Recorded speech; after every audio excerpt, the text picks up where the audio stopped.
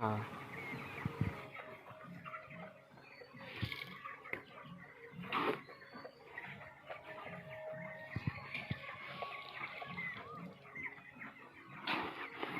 শ্যাম, ভালো আছো? সকালে কি খাইছো? রুটি। এখন কি মুরগির খাবার দিবা? আচ্ছা দাও, চালু করে মুরগির খাবার দাও, মুরগি খিদা লাগছে, বুঝছো?